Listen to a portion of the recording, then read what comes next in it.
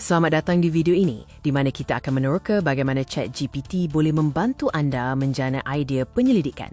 ChatGPT bertindak sebagai rakan fikir yang membantu proses eksplorasi akademik dengan lebih tersusun daripada pemilihan tajuk sehinggalah membina kerangka kajian. Untuk menjana tajuk kajian yang relevan, masukkan bidang dan ISU yang diminati ke dalam ChatGPT. Anda boleh meminta pelbagai variasi tajuk seperti kuantitatif atau kualitatif sebelum menapisnya mengikut kesesuaian akses data, minat dan fokus akademik anda. Setelah mempunyai tajuk, langkah seterusnya adalah mengecilkan skop kajian. Gunakan ChatGPT untuk membantu anda menukar idea UM kepada topik yang lebih spesifik dengan menyatakan populasi, lokasi dan konteks kajian agar ia lebih realistik dan boleh dilaksanakan. Seterusnya, kenal pasti masalah dan jurang kajian. ChatGPT membantu menyusun ISU daripada peringkat UM kepada ISU khusus, serta mengenal pasti jurang dari aspek populasi, metodologi atau teori. Ingat, sentiasa sahkan cadangan tersebut dengan rujukan artikel jurnal yang sebenar.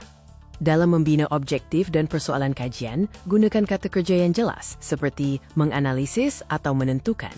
Pastikan persoalan kajian selari dengan objektif yang dibina, supaya kajian anda mempunyai fokus yang tepat dan boleh diukur.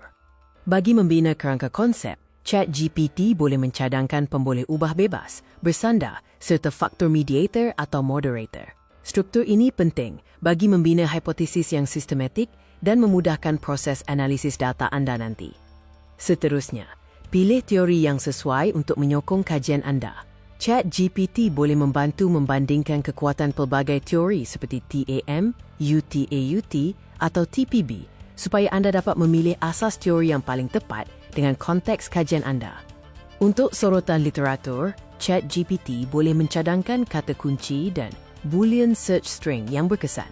Gunakan strategi ini pada pangkalan data seperti Scopus atau Google Scholar untuk mencari artikel yang lebih relevan dengan bidang kajian anda. Akhir sekali, susun semua idea tersebut ke dalam proposal awal. ChatGPT boleh membantu membina struktur bab 1, 2 dan 3. Namun, penyelidik perlu sentiasa menyemak dan mengolah semula kandungan tersebut bagi memastikan kualiti penulisan akademik yang baik.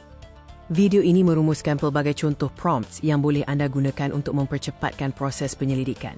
Manfaatkan ChatGPT sebagai alat sokongan dan jangan lupa untuk sentiasa melakukan semakan kendiri berdasarkan literatur yang sahih.